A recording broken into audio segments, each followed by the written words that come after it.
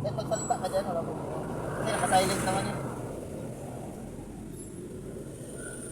Yan po, baling inatnak siya ng ating alagang mga ipis. Kaya naputol yung nabalatan yung wire ng papuntang sensor sa evaporator sensor at sa ambient sensor. Kaya yan, finish na ni ating tropa. Sure po yan na walang karoon siya ng kontak para hindi siya masira. Ayan, yan mga loads. Panasonic po yan, inverter. Yan po yung kanyang board. Ayan po yung kanyang capacitor.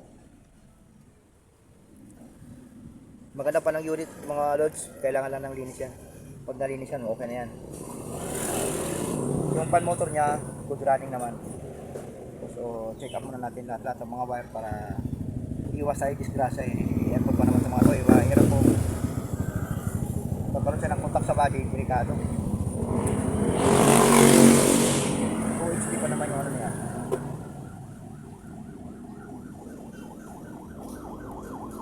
Hindi siya masama doon para hindi ko mahirapan lang.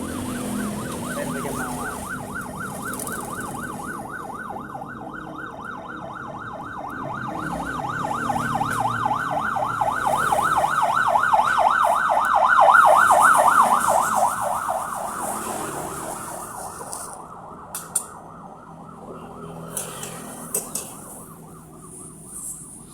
okay na loads, 2 minutes. Edit mo na Haba lang. na ngayon eh. Ihintay ko lang. Meron akong ginawa ditong ano, window type na aircon. 2 horsepower mga ka-winding. Brand nito ay Panasonic. Yung problema nito mga ka-winding ay hindi umandar yung compressor. Umandar lang nito ay yung fan. So, yung chinek ko naman mga ka-winding yung kanyang compressor. So okay naman yung kanyang resistance ng kanyang windings. Tapos ito na, madumi ito mga winding. So tagal na ito in-stock na mayari at puro kinain na ng ipis yung kanyang ano, yung styrofoam. So yun mga winding. So umaandar na yan mga winding. So anong naging problema nito niya malang mga winding ay yung kanyang sensor. Kasi kinain siya ng ipis. Ayan, ito ang sensor niya mga winding. Winding. So okay na ito mga winding. So malamig na yan. Kung kulang na lang nito mga winding ay kakarbasin na lang to. I-pressure washer na lang. Yung daming dumi.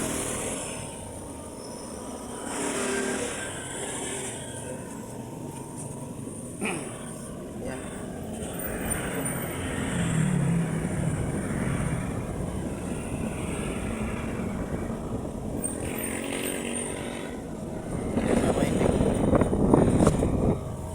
Current ampere niya mga winding dating 9.3. Ganda ng lamig niya mga winding. Maganda yung lamig.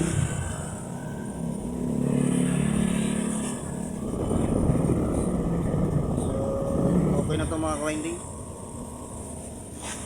Kasi sabi nito ng may-ari mga winding ay wala na daw ano to, refrigerant.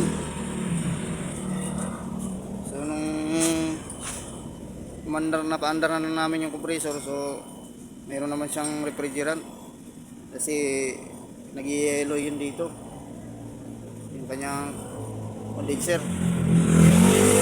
So meron naman palang laman. So ibig sabihin mga ka-winding, wala itong leak. Ang ganda ng lamig niya mga ka-winding. Napakalaki nito mga ka-winding. So okay na ito mga ka-winding. So ito lang update natin.